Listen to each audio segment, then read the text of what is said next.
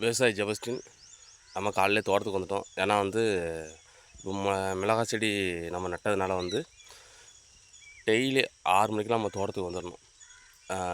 தோட்டத்துக்கு வந்தால் தான் நம்ம வந்து தோட்டத்தில் வந்து செடி நோய் அடிச்சிருக்கா, என்ன அது அப்படிங்கிறத பார்க்கலாம். அதுமாதிரி காலையில் ஒரு 6 மணிலேருந்து ஒரு வெயில் வர்றதுக்கு முன்னாடி களை வெட்டுற இந்த மாதிரி வேலைலாம் பார்க்கலாம். அதனால் இன்றைக்கி வந்து நட்டு 2வது நாள். 2வது நாள் என்னென்னு பார்த்திங்கன்னா நட்டாச்சு. நல்லா தான் இருக்குது. ஆனால் சின்ன ஒரு குறை இருக்குது. என்னங்கிறத நம்ம பார்ப்போம் வாங்க.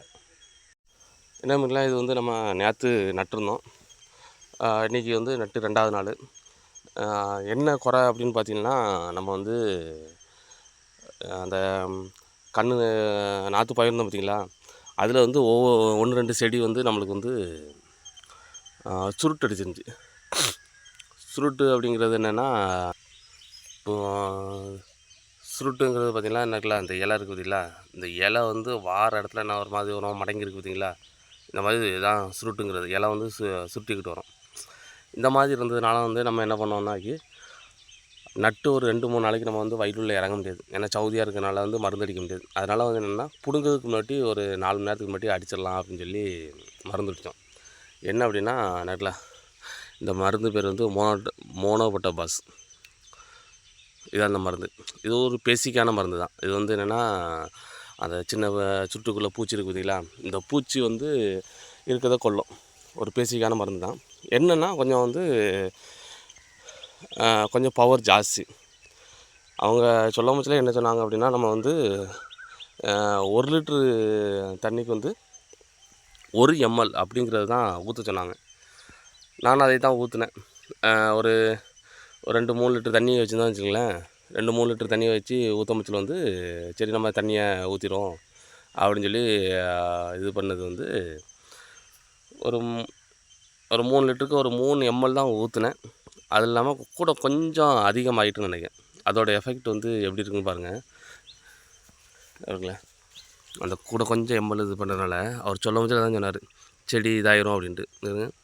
அந்த எக்ஸ்ட்ரா 2 ml இது பண்ணோடனே ஒரு மாதிரி வெள்ளையாக இருக்குது பார்த்திங்களா, இந்த பச்சையாக இருக்கிற இது வந்து வெள்ளையாக மாறிட்டு அந்த மாதிரி. அடுத்தது இல்லைங்க, இது மேலே கரிஞ்சிட்டு.